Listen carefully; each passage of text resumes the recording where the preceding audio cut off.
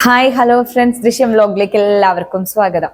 ഇന്ന് ഞാൻ എൻ്റെ വീഡിയോയിൽ മെയിനായിട്ട് പറയാൻ പോകുന്നത് 30+ കഴിഞ്ഞ ലേഡീസിനുള്ള കുറച്ച് കാര്യങ്ങളാണ് കേട്ടോ.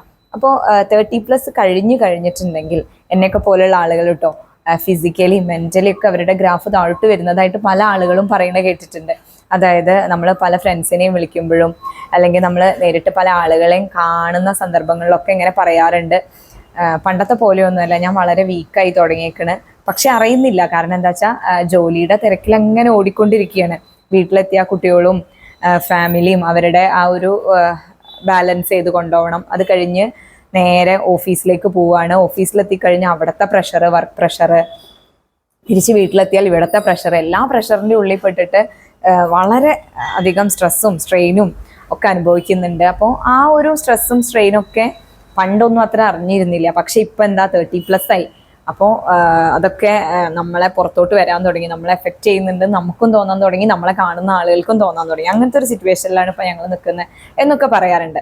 അപ്പം അങ്ങനെയുള്ള ആളുകളെ സംബന്ധിച്ച് നമ്മളെ കെയർ ചെയ്യേണ്ടതിൻ്റെ പ്രാധാന്യത്തെക്കുറിച്ചിട്ടാണ് ഞാനിന്ന് ഡിസ്കസ് ചെയ്യാൻ പോകുന്നത്. അപ്പോൾ നമ്മൾ ഓരോരുത്തരും നമ്മുടെ ചുറ്റുപാടിലേക്ക് ഇങ്ങനെ നോക്കി, നമ്മുടെ കുട്ടി, ഹസ്ബൻഡ്, നമ്മുടെ പാരൻസ്, അവരൊക്കെ ഇങ്ങനെ കെയർ ചെയ്തു.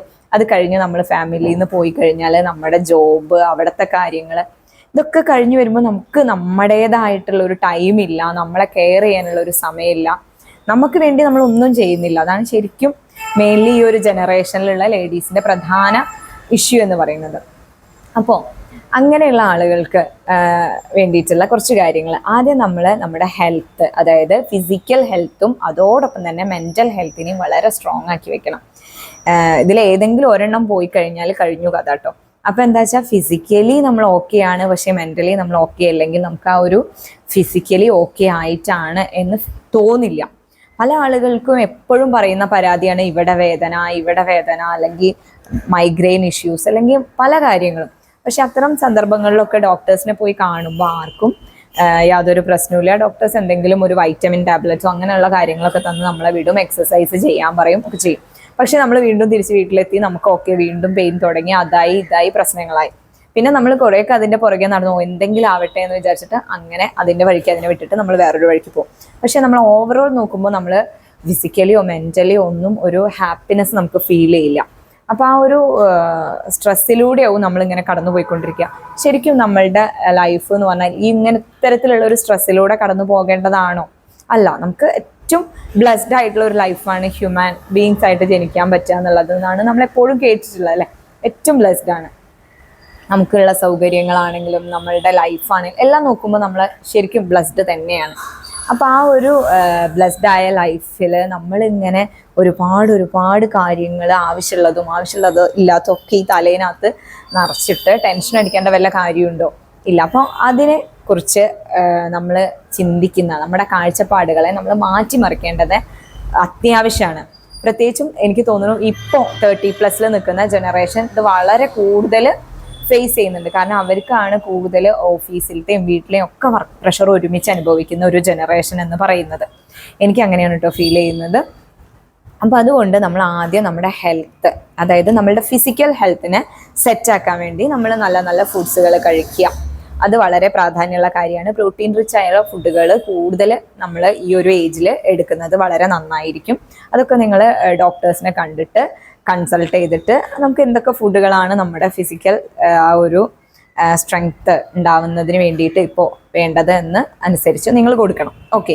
അതോടൊപ്പം തന്നെ ഫസ്റ്റ് നിങ്ങൾ ചെയ്യേണ്ടത് നമ്മളൊരു മെഡിറ്റേഷൻ എന്നുള്ളത് നമ്മളുടെ മെൻ്റൽ ഹെൽത്തിന് ഒഴിച്ചുകൂടാൻ പറ്റാത്തൊരു കാര്യം തന്നെയാണ്. എത്രത്തോളം നിങ്ങൾക്ക് മെഡിറ്റേറ്റ് ചെയ്യാൻ പറ്റുന്നുണ്ടോ അത്രത്തോളം നിങ്ങൾ മെൻ്റലി ഫിറ്റ് ആയിക്കൊണ്ടിരിക്കും. മെൻ്റൽ സ്ട്രെങ്ത്ത് വന്നു കഴിഞ്ഞാൽ നിങ്ങൾക്ക് ഏത് സാഹചര്യത്തിനെയും ഒരു പരിധി വരെ നേരിടാൻ പറ്റും. അപ്പോൾ അതുകൊണ്ട് തന്നെ നിങ്ങൾ മെഡിറ്റേഷൻ പ്രാക്ടീസ് ചെയ്യണം. പിന്നെ പ്രാണായാമ പോലുള്ള ടെക്നിക്കുകൾ നിങ്ങൾ പ്രാക്ടീസ് ചെയ്യണം. പ്രാണായാമയ്ക്ക് നമ്മുടെ ലൈഫിൽ ഉണ്ടാക്കാൻ പറ്റുന്ന മാറ്റം എന്ന് പറഞ്ഞു കഴിഞ്ഞാൽ അത് എക്സ്പീരിയൻസ് ചെയ്യുക തന്നെ വേണം. കാരണം നമ്മുടെ പല ആളുകളെയും ഒരുപാട് കാലം ജീവിച്ചിട്ടുള്ള, അതായത് വളരെ സ്ട്രോങ് ആയി ഫിസിക്കലി മെൻ്റലി വളരെ ഹെൽത്തായിട്ട് ജീവിച്ചിട്ടുള്ള പല ആളുകളെ നമ്മൾ എടുത്ത് പരിശോധിച്ച് കഴിഞ്ഞാലും അവരെല്ലാം പ്രാണായാമാസ് പ്രാക്ടീസ് ചെയ്യുന്നതായിട്ട് നമുക്ക് അവരുടെ ഹിസ്റ്ററിയിൽ കാണാൻ പറ്റും. അപ്പോൾ നിങ്ങൾ എപ്പോഴും ശ്രദ്ധിക്കണം, നമ്മൾ രാവിലെ എണീറ്റ പാട് അവിടെ തന്നെ ആ ബെഡിൽ തന്നെ ഇരുന്ന് കാം ആൻഡ് ക്വയറ്റ് ആയിരുന്ന് കുറച്ച് ബ്രീത്തിങ് ടെക്നിക്സുകളും അതുപോലെ പ്രാണായാമസൊക്കെ ചെയ്ത് കഴിഞ്ഞിട്ട് നിങ്ങൾ താഴോട്ട് ഇറങ്ങിയാൽ മതി.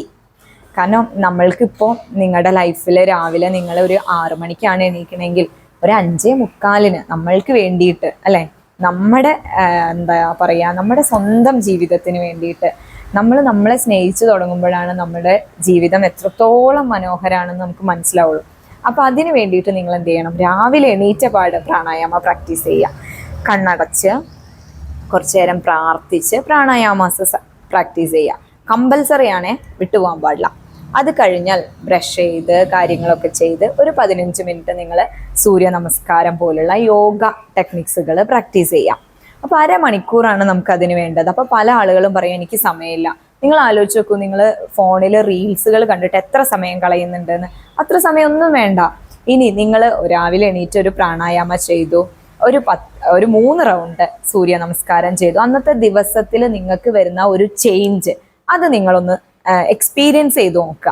എന്നിട്ട് നെക്സ്റ്റ് ഡേ വേണോന്ന് ആലോചിക്കുക, ഇത് വേണോ, ഞാൻ ഇനി ഇന്ന് മുതൽ അങ്ങോട്ട് ഞാൻ ഫുൾ രാവിലെ എന്നും ഒരു 1/2 മണിക്കൂർ ഇത് ചെയ്യുമെന്നൊന്നും ദൃഢപ്രതിജ്ഞ എടുക്കണം എന്ന് ഞാൻ പറയുന്നില്ല. കാരണം അതൊക്കെ ടാസ്ക്കാണ്. നമ്മുടെ ഹാബിറ്റ്സുകളെ മാറ്റാൻ നമുക്ക് വളരെ ബുദ്ധിമുട്ടാണ്. അപ്പോൾ നമ്മൾ എന്ത് ചെയ്യണം, നമ്മളെ ഹാബിറ്റ്സുകളെ മൈക്രോസ് ആക്കി കട്ട് ചെയ്യണം. മൈക്രോ ഹാബിറ്റ്സ് എന്ന് പറഞ്ഞിട്ടുള്ളൊരു ബുക്ക് ഉണ്ട്. അതിനകത്ത് അങ്ങനെയാ പറയുന്നത്, എന്താ, നമ്മളെ ഹാബിറ്റ്സുകളെ മൈക്രോസ് ആയിട്ട് കട്ട് ചെയ്തിട്ട് ഓരോ കുഞ്ഞു ടൈമിലേക്ക് അതിനെ പ്രാക്ടീസ് ചെയ്തിട്ട് നമ്മളത് നമ്മുടെ ലൈഫ് ലോങ് ഒരു ഹാബിറ്റാക്കി മാറ്റിയെടുക്കണം. അപ്പോൾ നിങ്ങൾ എന്ത് ചെയ്യണം, നിങ്ങൾ രാവിലെ എണീറ്റ് ഇങ്ങനെയൊക്കെ പ്രാക്ടീസ് ചെയ്യുക എന്നുള്ളത് ഇന്ന് ഫിക്സ് ചെയ്യുക, നാളെ ചെയ്യുമെന്ന്. മറ്റന്നാളത്തെ കാര്യം എന്തോ ആവട്ടെ, നമുക്കറിയില്ലല്ലോ. ഓക്കെ, അപ്പോൾ അങ്ങനെ ചെയ്ത് കഴിഞ്ഞാൽ അന്നുണ്ടാവുന്ന ആ ഒരു ഹാപ്പിനെസ്സും അല്ലെങ്കിൽ നിങ്ങളുടെ ആ ഒരു ചുറുചുറുക്കും ഒക്കെ എക്സ്പീരിയൻസ് ചെയ്താൽ നിങ്ങൾക്ക് തോന്നും കൊള്ളാലോ ഈ പരിപാടി, നാളെയും കൂടി ചെയ്തു നോക്കാം. അങ്ങനെ നമ്മൾ പതുക്കെ പ്രാക്ടീസ് ചെയ്യുക. എന്നിട്ടൊരു ഞാൻ നെക്സ്റ്റ് വീക്ക് കംപ്ലീറ്റ് ഇങ്ങനെ തന്നെ പോകുമെന്ന് ആലോചിക്കുക. അങ്ങനെ വേണം നമ്മൾ നമ്മുടെ ആ ഒരു ഹാബിറ്റിനെ ഡെവലപ്പ് ചെയ്തെടുക്കാൻ വേണ്ടിയിട്ട്. മഴയൊക്കെയാണ്, ഹെവി റെയിൻ തന്നെയാണ്, നമ്മളുടെ കാലവർഷമൊക്കെ ഇത് അങ്ങോട്ട് നീങ്ങി വന്നേക്കണു. പുതച്ചു മൂടി കിടക്കാനൊക്കെ എല്ലാവർക്കും ആഗ്രഹം ഉണ്ടാവും. പക്ഷേ ഇത് നമ്മളെ ലൈഫിനെ സെറ്റാക്കി എടുക്കാൻ വേണ്ടിയിട്ടാണെന്ന് മനസ്സിലാക്കാം. ഓക്കെ, അപ്പോൾ നമ്മൾ അങ്ങനത്തെ ഒരു സ്ട്രക്ചറിലൂടെ കുറച്ച് ഒരു പ്രാണായാമസൊക്കെ ചെയ്ത് അതോടൊപ്പം തന്നെ കുറച്ച് എക്സസൈസുകളൊക്കെ ചെയ്തിട്ട് നമ്മുടെ ബാക്കിയുള്ള ലൈഫിലേക്ക് കടക്കാം. പ്രാർത്ഥിക്കുന്നത് വളരെ ഇമ്പോർട്ടൻ്റ് ആണ് കേട്ടോ, എനിക്ക് പറയാനുണ്ട്. ഇനി നമ്മൾ പറഞ്ഞു ഫിസിക്കൽ ഹെൽത്തിന് വേണ്ടിയിട്ട് നമ്മൾ കുറച്ച് എക്സസൈസും മെൻ്റൽ ഹെൽത്തിന് വേണ്ടി മെഡിറ്റേഷനും പ്രാണായാമസൊക്കെ കൊടുത്തു. അതോടൊപ്പം തന്നെ നല്ല പ്രോട്ടീൻ റിച്ച് ആയിട്ടുള്ള ഫുഡ്സൊക്കെ കഴിക്കുക. അപ്പോൾ നമുക്ക് മറ്റൊരു കാര്യം കൂടി പറയേണ്ടത്, നമ്മുടെ ബോഡിക്കാണ് പ്രോട്ടീൻ കണ്ടൻറ്റ് കൂടുതൽ ആവശ്യം അല്ലേ. പക്ഷെ നമ്മളെ ബ്രെയിൻ വളരെ ഷാർപ്പും അതുപോലെ തന്നെ നല്ല ഹാപ്പിയും അല്ലെങ്കിൽ നല്ല ഫ്രഷ് ആയിട്ട് വെക്കേണ്ടത് വളരെയധികം പ്രാധാന്യമുണ്ട്. എന്നാലാണ് നമ്മളുടെ ആ ഒരു ഡെയിലി ലൈഫ് നമുക്ക് ബാലൻസ് ചെയ്ത് കൊണ്ടുപോകാൻ പറ്റുള്ളൂ. അപ്പോൾ നമ്മൾ ബ്രെയിനും ഫുഡ് കൊടുക്കണം. അതായത് omega-3 റിച്ച് ഇല്ലേ, അത്തരത്തിലുള്ള ഫുഡ് omega-3 റിച്ച് ആയിട്ടുള്ള ഫുഡ്സുകൾ നമ്മൾ കഴിക്കാൻ ശ്രദ്ധിക്കണം. അതുപോലെ തന്നെ നമ്മുടെ 30+ ആയ ആളുകൾക്കൊക്കെ വൈറ്റമിൻ ഡി കുറവായിരിക്കും. അപ്പോൾ നമ്മൾ അതിനുള്ള ഫുഡ്സുകൾ കഴിക്കുക, അല്ലെങ്കിൽ സപ്ലിമെൻറ്റ്സ് എടുക്കാം. ഓക്കെ, പിന്നെ മഗ്നീഷ്യം കൂടുതലുള്ള ഫുഡ്സുകൾ കഴിക്കാം.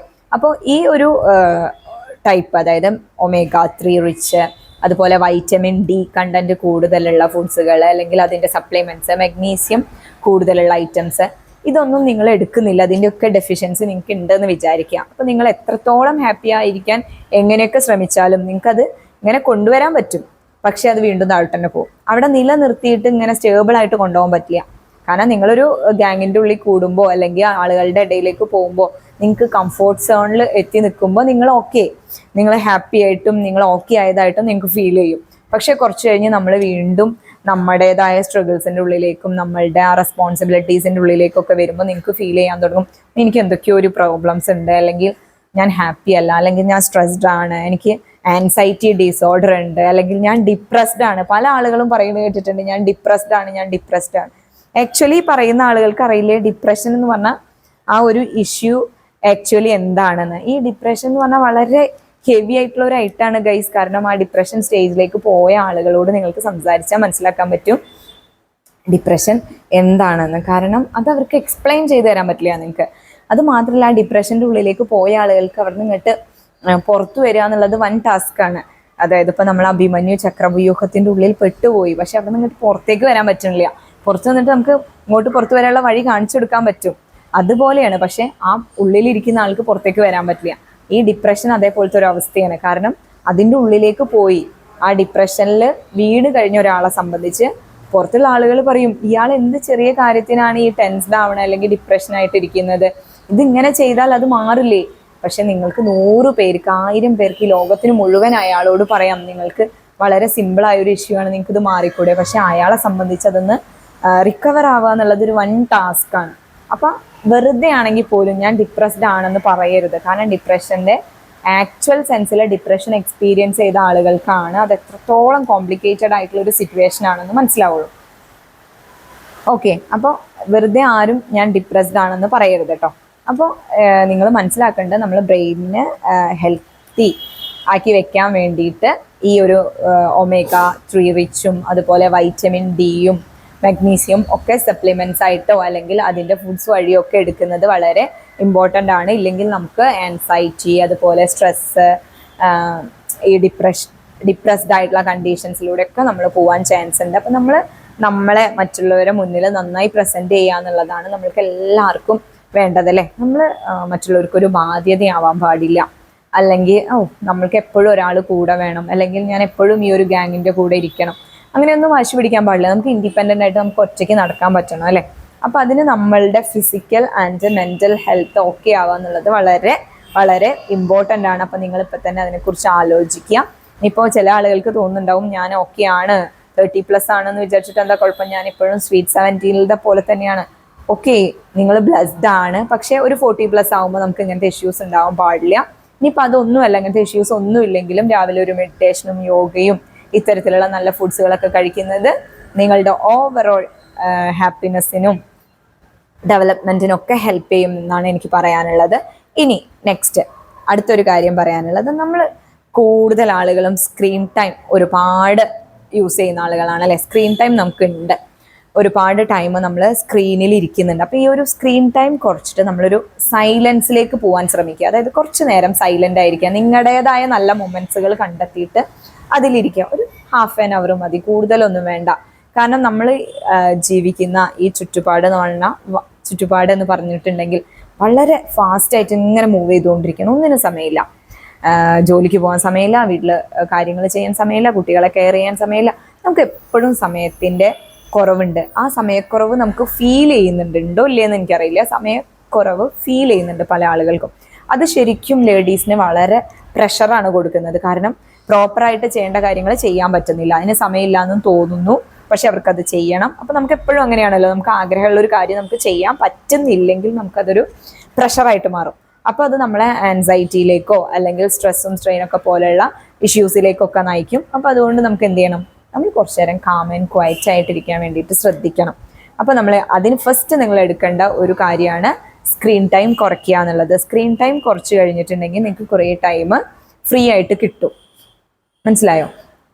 അപ്പം നിങ്ങൾക്ക് മനസ്സിലാവും ഒന്നിനും സമയമില്ല എന്ന് പറയുന്നത് വെറുതെയാണെന്ന്. കാരണം സമയമുണ്ട്, ഇഷ്ടം പോലെ സമയമുണ്ട് എല്ലാവർക്കും. പണ്ടാണെങ്കിലും ഇപ്പോഴാണെങ്കിലും ഒക്കെ ഭൂമിയുടെ കറക്കം കൂടിയതുകൊണ്ടൊന്നല്ല നമുക്ക് സമയമില്ലാത്തത്. നമ്മൾ കൂടുതൽ ടൈം ഈ ഒരു ഓൺലൈൻ പ്ലാറ്റ്ഫോമിൽ ഇരിക്കുന്നത് കൊണ്ട്, അതായത് മീഡിയ ഇൻഫ്ലുവൻസ് നമുക്ക് കൂടുതലുള്ളത് കൊണ്ട് നമ്മൾ എത്ര ടൈം അതിനകത്ത് ഇരിക്കുന്നത് നിങ്ങൾ ആലോചിച്ച് നോക്കും. പണ്ട് നമുക്കൊന്നും അങ്ങനത്തെ ഒരു ഓപ്ഷൻ ഉണ്ടായിരുന്നില്ലല്ലോ. അപ്പോൾ നമുക്കുള്ള 24 hours തന്നെയാണ് അന്നും കിട്ടിയിരുന്നത്. പക്ഷെ അന്ന് നമുക്ക് സമയം ഉണ്ടായിരുന്നു, ഒന്നും സമയമില്ല. അപ്പോൾ അതൊന്ന് കുറച്ച് സ്ക്രീൻ ടൈം ഒന്ന് കുറച്ചിട്ട് നിങ്ങൾ ഒരു അരമണിക്കൂർ ഒന്ന് പ്രാർത്ഥിക്കുകയും എന്തെങ്കിലുമൊക്കെ ചെയ്തിരിക്കുക. അപ്പോൾ ഈ ഒരു പ്രഷർ ഇഷ്യൂസിൽ നിന്ന് നിങ്ങൾക്ക് പുറത്തിറങ്ങാൻ പറ്റും. പിന്നെ മനസ്സിലാക്കേണ്ടത്, നമുക്ക് പല 30+ ഒക്കെ കഴിയുമ്പോൾ ഹോർമോൺ വേരിയേഷൻസ് വരും. അതായത് ഈസ്ട്രജൻ, പ്രൊജസ്റ്റിറോൺ, ടെസ്റ്റോസ്റ്റെറോൺ എന്നൊക്കെ പോലെയുള്ള ഈ ഒരു ഹോർമോൺസുകളുടെ വേരിയേഷൻസുകൾ നമ്മളുടെ ബോഡിയിൽ ഉണ്ടാവും. അത് നമ്മളുടെ മൂഡ് സ്വിങ്സിനും മറ്റുള്ള കാര്യങ്ങൾക്കൊക്കെ വളരെ അധികം ഒരു റീസൺ ആവുന്നുണ്ട്. അപ്പോൾ അതുകൊണ്ട് തന്നെ നമ്മൾ അതിന് ചെയ്യാനുള്ളത് പ്രോപ്പറായിട്ട് നമ്മൾ വർക്കൗട്ട് ചെയ്യുക എന്നുള്ളത് തന്നെയാണ്. അപ്പോൾ ഈ ഒരു ഹോർമോൺ വേരിയേഷൻ്റെ ഇഷ്യൂസൊക്കെ നമുക്ക് ഒരു പരിധി വരെ നമുക്ക് മെയിൻറ്റെയിൻ ചെയ്ത് കൊണ്ടുപോകാൻ പറ്റും. അപ്പോൾ നമ്മൾ എപ്പോഴും മനസ്സിലാക്കേണ്ട ഒരു കാര്യം, നമ്മളുടെ ഹെൽത്ത് ബെറ്ററായി കൊണ്ടുപോകണമെങ്കിൽ നമുക്ക് എന്ത് വേണം, വർക്കൗട്ട് കമ്പൽസറി ആണ് കേട്ടോ. അപ്പോൾ നിങ്ങൾ ജിമ്മിൽ പോവുക, അല്ലെങ്കിൽ ഇതന്നെ നമ്മൾ രാവിലെ പറഞ്ഞ പോലെ രാവിലെ എണീറ്റിട്ട് ഒരു മെഡിറ്റേഷനും പ്രാണായാമയൊക്കെ കഴിഞ്ഞിട്ട് നിങ്ങൾ എന്ത് ചെയ്യുക, കുറച്ചു നേരം യോഗ പോലുള്ള നല്ല കുറച്ച് സൂര്യ നമസ്കാരമൊക്കെ വളരെ നല്ല ഒരു എക്സ്പീരിയൻസ് ആയിരിക്കും നിങ്ങൾക്ക് എന്നാണ് എനിക്ക് പറയാനുള്ളത്. അപ്പം അത് അല്ലെങ്കിൽ ജിമ്മാണ് ഇഷ്ടമെങ്കിൽ ജിം, അല്ലെങ്കിൽ കുറച്ച് നേരം നടക്കുക, ഓടാൻ ഒരുപാട് ഓപ്ഷൻസുകൾ ഉണ്ട് അല്ലേ. ഇതൊക്കെ ആസ്വദിച്ചുകൊണ്ട് ചെയ്യുക. അപ്പോൾ നിങ്ങൾക്ക് ആസ്വദിച്ച് ചെയ്യുമ്പോഴാണ് നമ്മളുടെ എല്ലാ കാര്യങ്ങൾക്കും ഒരു സൊല്യൂഷൻ ഉണ്ടാവുക എന്നാണ് നിങ്ങൾ മനസ്സിലാക്കേണ്ടത്. അപ്പോൾ നമ്മൾ എന്ത് ചെയ്യണം, അത് ആസ്വദിച്ച് ഒരു വർക്കൗട്ടൊക്കെ ചെയ്യാം. ഓക്കെ, റെഡി അല്ലേ? ഇനി നിങ്ങൾ മനസ്സിലാക്കേണ്ടത് നമ്മുടെ മെഡിറ്റേഷൻ്റെ പ്രാധാന്യം. ഞാൻ പറഞ്ഞു, മൈൻഡ് എപ്പോഴും ഓക്കെ ആവണം. നമ്മൾക്ക് ഒറ്റയ്ക്ക് ഇരിക്കാൻ പറ്റണം, അല്ലെങ്കിൽ നമ്മുടെ കാര്യങ്ങൾ ഒറ്റയ്ക്ക് ചെയ്യാൻ പറ്റണം. നമുക്ക് പല ആളുകൾക്കും പേടിയാണ്, പലതിനോടും പേടിയാണ്. ആ പേടിയിൽ നിന്ന് രക്ഷപ്പെടാൻ പറ്റുന്നില്ല. അല്ലെങ്കിൽ ചിലർക്ക് അസുഖങ്ങൾ ഉണ്ടോ എന്നുള്ള പേടിയായിരിക്കാം, ചിലർക്ക് ചിലതിനെ ഫേസ് ചെയ്യുന്നതായിരിക്കാം പേടി, അല്ലെങ്കിൽ ചിലർക്ക് പല ആഗ്രഹങ്ങളിൽ എത്തിപ്പെടാൻ പറ്റുന്നില്ല. അപ്പം അതിന്ന് എല്ലാം കിട്ടാതെ വരുമ്പോൾ പലതിനോടും പേടി. അങ്ങനെ പലതരം പേടികൾ, പലതരം ഇഷ്യൂസുകളിലൂടെ പോകുമ്പോൾ നമ്മുടെ മൈൻഡ് ഒട്ടും ഫ്രീ അല്ല അല്ലേ. അതിനാണ് നമ്മൾ ശരിക്കും പറഞ്ഞാൽ മെഡിറ്റേഷൻ പ്രാക്ടീസ് ചെയ്യുന്നത്. മെഡിറ്റേഷൻ നിങ്ങളെ കൊണ്ടെത്തിക്കുന്നത് അത്രയും നല്ലൊരു കാം ആൻഡ് ക്വയറ്റ് ആയിട്ടുള്ള മൈൻഡിലേക്കായിരിക്കും. അത് നമ്മൾക്ക് ആ ഒരു എക്സ്പീരിയൻസ് ഞാൻ പറയുന്നുണ്ടല്ലോ, നമ്മളുടെ ഈ ഒരു മെഡിറ്റേഷനും പ്രാണായാമയും യോഗയൊക്കെ ചെയ്യുമ്പോൾ കിട്ടുന്ന ആ ഒരു എക്സ്പീരിയൻസ് അത് നമുക്ക് പറഞ്ഞു തരാൻ കഴിയില്ല. അത് നിങ്ങൾ എക്സ്പീരിയൻസ് ചെയ്ത് നോക്കണം. കാരണം നമ്മുടെ ഫിസിക്കൽ ആൻഡ് മെൻ്റൽ ഹെൽത്തിനെ എത്രത്തോളം പ്രാധാന്യം കൊടുക്കുന്നുണ്ടെന്ന് അതിലൂടെ കടന്നു പോയവർക്ക് മനസ്സിലാവും. നിങ്ങൾ ഈ യോഗയും പ്രാണായാമാസും ഒക്കെ പ്രാക്ടീസ് ചെയ്യുന്ന ആളുകളെയൊക്കെ ഒന്ന് എടുത്തു നോക്കും. അവരെ കാണുമ്പോൾ തന്നെ അവരുടെ മുഖത്തൊരു പ്രത്യേക ചൈതന്യം നമുക്ക് ഫീൽ ചെയ്യും. അവർ വളരെ ഒരു ഗ്രൗണ്ട് സ്റ്റേറ്റിലൂടെ പോകുന്നതായിട്ട് നമുക്ക് മനസ്സിലാവും, അല്ലെങ്കിൽ നമുക്ക് ഫീൽ ചെയ്യും. അപ്പോൾ നമുക്ക് എപ്പോഴും നല്ല കാം ആൻഡ് ക്വയറ്റ് ആയിട്ട് ഇരിക്കാൻ പറ്റുക എന്നുള്ളത് അതാണ് ഏറ്റവും വലിയ ബ്ലെസ്സിങ്സ് ആയിട്ട് എനിക്ക് തോന്നാറ് കേട്ടോ. അതായത് നമ്മൾ വല്ലാതെ എക്സൈറ്റഡ് ആവാതെ ഒരു റിലാക്സ്ഡ് മൈൻഡോട് കൂടി പോകാൻ നമുക്ക് പറ്റുന്നുണ്ടെങ്കിൽ, പല ആളുകളോടും വലിയ വലിയ ആളുകളോടൊക്കെ ചോദിക്കുമ്പോൾ അവർ പറയുന്നത് ഞാൻ കേട്ടിട്ടുണ്ട്, നമുക്ക് എല്ലാ തിരക്കുകളും കഴിഞ്ഞ് വീട്ടിലെത്തി രാത്രി കാം ആൻഡ് ക്വയറ്റ് ആയിട്ട് ഒരു ടെൻഷനും ഇല്ലാതെ വളരെ കൂളായിട്ട് ഭക്ഷണം കഴിച്ച് കിടന്നുറങ്ങാൻ പറ്റുന്നതാണ് ലൈഫിൽ ഏറ്റവും വലിയ സക്സസ് എന്ന് പറയുന്നത്. ഒരുപാട് സക്സസ്ഫുൾ ആയിട്ടുള്ള എല്ലാ പേഴ്സൺസിനോടുള്ള ഇൻ്റർവ്യൂസ് ഒക്കെ കാണുമ്പോൾ അവരങ്ങനെ പറയുന്നത് കേട്ടിട്ടുണ്ട്. അപ്പോൾ അത് വളരെ ശരിയായൊരു കാര്യം തന്നെയാണ്. നിങ്ങൾ ആലോചിച്ച് നോക്കൂ, നമ്മുടെ ആളുകളെല്ലാവരും ഭൂരിഭാഗം ആളുകളും എന്തിനൊക്കെയോ വേണ്ടി ഇങ്ങനെ ഓടിക്കൊണ്ടിരിക്കുകയാണ്. പൈസ ഉണ്ടാക്കാനും, അല്ലെങ്കിൽ ഈ ലോകത്ത് നല്ല നല്ല ഒരു പൊസിഷൻ ഉണ്ടാക്കിയെടുക്കാനും, അങ്ങനെ അവരുടേതായ ഓരോ കാര്യങ്ങൾക്ക് വേണ്ടി ഓടിക്കൊണ്ടിരിക്കുകയാണ്. പക്ഷേ അപ്പോൾ ഹെൽത്തും മൈൻഡും ഒന്നും ശ്രദ്ധിക്കാതെ ഇങ്ങനെ ഓടുകയാണ്. ഒരുപാട് പൈസ ഉണ്ടാക്കി, അതൊക്കെ കഴിഞ്ഞിട്ട് പിന്നെ അതും കൊണ്ട് ഡോക്ടറെ അടുത്തേക്ക് പോകുന്ന അവസ്ഥ ആലോചിച്ച് നോക്കും. പിന്നെ നമ്മളെല്ലാവരും പോയിട്ട് ഹോസ്പിറ്റലിൻ്റെ മുന്നിൽ ഇങ്ങനെ ഇരിക്കുകയാണ്. അപ്പോഴും നമ്മൾ സ്ട്രെസ്ഡ് ആണ്. അതായത് ഈ ഓട്ടത്തിൽ നമ്മൾ ഒരുപാട് സ്ട്രെസ്സും സ്ട്രെയിനും പ്രഷറും ഒക്കെ അനുഭവിച്ചിട്ടാണ് നമ്മൾ ഈ നല്ലൊരു പൊസിഷനിലെത്തി. ആ പൊസിഷനിലെത്തി അത് നമുക്ക് ആസ്വദിക്കാൻ പറ്റണ്ടേ? ഇല്ലാണ്ട് നമ്മൾ ആസ്വദിക്കാതെ നമ്മൾ വീണ്ടും നമ്മുടെ ഫിസിക്കൽ ഓർ മെൻ്റൽ ഹെൽത്തിനെ സെറ്റാക്കി എടുക്കാൻ വേണ്ടിയിട്ട് അടുത്ത ഓട്ടം സ്റ്റാർട്ട് ചെയ്യണം. അപ്പോൾ അത് നമ്മൾ അങ്ങനത്തെ ഒരു സ്റ്റേജിലേക്ക് നമ്മൾ എത്തരുത്. പ്രത്യേകിച്ച് നമ്മൾ അമ്മമാർ, ഈ ഒരു ഏജിലുള്ള അമ്മമാർ നമ്മുടെ കുട്ടികളെ അത് പ്രാക്ടീസ് ചെയ്യിക്കണം. കാരണം ഇനി അവരാണ് നെക്സ്റ്റ് ജനറേഷൻ വരാനുള്ളത് അല്ലേ. അപ്പോൾ അവർക്ക് നല്ലൊരു കാം ആൻഡ് ക്വയറ്റ് ആയിട്ടുള്ള ലൈഫ് ഉണ്ടാവാൻ വേണ്ടിയിട്ട് നമ്മൾ അവരെ പ്രാക്ടീസ് ചെയ്യിക്കണം. ഭൂരിഭാഗം ആളുകളും ഫോൺ അഡിക്ഷനാണ്. ഇതാ എൻ്റെ കുട്ടിയാണായിരിക്കുന്നത്. ആദിവ് കൃഷ്ണ കണ്ട, ഞാനൊരു വീഡിയോയോ എന്തെങ്കിലുമൊക്കെ എടുക്കുമ്പോഴേക്കും ആൾക്ക് കിട്ടുന്നൊരു ഗ്യാപ്പല്ലേ, ആ ഗ്യാപ്പിൽ ആൾ ഫോൺ എടുത്ത് യൂസ് ചെയ്യും. നമുക്ക് ശരിയാണ്, എല്ലാവർക്കും വന്ന് പറയാം നമുക്ക് കുട്ടികളത് കൊടുക്കരുത് ഇങ്ങനെയൊക്കെ. പക്ഷേ നമ്മൾക്ക് പല കാര്യങ്ങളും ചെയ്യുമ്പോൾ നമ്മൾ വിചാരിക്കും കുറച്ച് നേരം നമുക്കൊരു റിലാക്സ് ആവാൻ അവരത് കണ്ടോട്ടെ അല്ലേ. ഇത് വേണ്ടാന്ന് ഞാനും നിങ്ങളോട് പറയുന്നു, അല്ലെങ്കിൽ ഈ ലോകത്തിലുള്ള എല്ലാവരും പറയുന്നു. പക്ഷെ പറയുന്നു, കേൾക്കുന്ന നമുക്കും അത് മനസ്സിലാവുന്നുണ്ട് ഇത് വേണ്ടാന്നൊക്കെ. പക്ഷേ നമുക്കത് എന്താ പറയുക, നമ്മുടെ ഡെയിലി ലൈഫിൽ ഇംപ്ലിമെൻ്റ് ചെയ്യാൻ പറ്റുന്നില്ല അല്ലേ. അതൊരു വലിയ കാര്യമാണ്. ഓക്കെ, ഇനി നിങ്ങൾ മനസ്സിലാക്കേണ്ടത് ഇതൊക്കെ കൂടി നിങ്ങളുടെ ലൈഫിലേക്ക് ഒന്ന് ഇംപ്ലിമെൻ്റ് ചെയ്തിട്ട് നിങ്ങളെ ഡെവലപ്പ് ചെയ്യുന്ന ഒരു പ്രോസസ്സിലേക്ക് നിങ്ങൾ ഇറങ്ങണം. ആ ഇറങ്ങിക്കഴിഞ്ഞിട്ടുണ്ടെങ്കിൽ നിങ്ങൾക്ക് എക്സ്പീരിയൻസ് ചെയ്യുന്ന കാര്യങ്ങൾ നിങ്ങൾ പതുക്കെ ഡയറിയിലൊക്കെ എഴുതി വെക്കുക. ഇപ്പോൾ നമ്മൾ പല ആളുകളും ഇപ്പോൾ ഈ ഒരു ലോ ഓഫ് അട്രാക്ഷൻ പ്രാക്ടീസ് ചെയ്യുന്ന ആളുകളൊക്കെ പറയുന്നത് കേട്ടിട്ടുണ്ട്, നമ്മൾ വിഷൻ ബോർഡ് പ്രിപ്പയർ ചെയ്യണം എന്നല്ലേ. കാരണം വിഷൻ ബോർഡ് പ്രിപ്പയർ ചെയ്ത് നമ്മളതിനെ വിഷ്വലൈസ് ചെയ്ത് വെച്ച് കഴിഞ്ഞിട്ടുണ്ടെങ്കിൽ നമ്മുടെ ലൈഫിൽ അത് എക്സ്പീരിയൻസ് ചെയ്യും കുറച്ച് കഴിയുമ്പോഴേക്കും എന്നാണ് പറയുന്നത്. അപ്പം നമ്മുടെ ഇതേപോലെ തന്നെ വളരെ വളരെ ഹൈ പൊസിഷനിലെത്തിയ ആളുകളൊക്കെ അറിഞ്ഞോ അറിയാതെയോ ഈ ഒരു law of attraction theory practice ചെയ്യുകയും വിഷൻ ബോർഡ് ഉണ്ടാക്കുകയൊക്കെ ചെയ്തിട്ടുണ്ട്. അവരെല്ലാവരും തന്നെ വിഷൻ ബോർഡ് സെറ്റ് ചെയ്തിട്ട് വീട്ടിൻ്റെ ചുവരിലൊന്നും തൂക്കിയവരായിരിക്കില്ല, പക്ഷെ അവരുടെ മൈൻഡിൽ സ്ട്രോങ് ആയിട്ടുള്ള ഒരു വിഷൻ ബോർഡ് ഉണ്ടായിരിക്കും. അപ്പോൾ നിങ്ങളെല്ലാവരും നിങ്ങളുടെ വിഷൻ ബോർഡ് ഉണ്ടാക്കണം. അതോടൊപ്പം തന്നെ കിടന്നുറങ്ങുന്ന ഇതൊക്കെ നമ്മുടെ ഓരോ ദിവസവും നമ്മൾ പ്രാക്ടീസ് ചെയ്യേണ്ട കാര്യങ്ങൾ. ഇനി കഴിഞ്ഞിട്ടില്ല കേട്ടോ. നമ്മൾ കിടന്നുറങ്ങുന്നതിൻ്റെ മുമ്പ് നമ്മൾ കാം ആൻഡ് ക്വയറ്റ് ആയിരിക്കാൻ ശ്രമിക്കുക. നല്ലൊരു ബ്രീത്തിങ് എക്സസൈസുകളൊക്കെ ചെയ്ത് നല്ലോണം പ്രാർത്ഥിച്ച് ദൈവത്തിനെ നല്ല വിശ്വസിച്ച് വേണം നിങ്ങൾ കിടന്നുറങ്ങാൻ പോവുക. ഉറങ്ങുന്ന സമയത്ത് നമ്മൾ നല്ല നല്ല വിഷ്വൽസുകൾ നമ്മളുടെ മൈൻഡിലേക്ക് കൊടുക്കുക.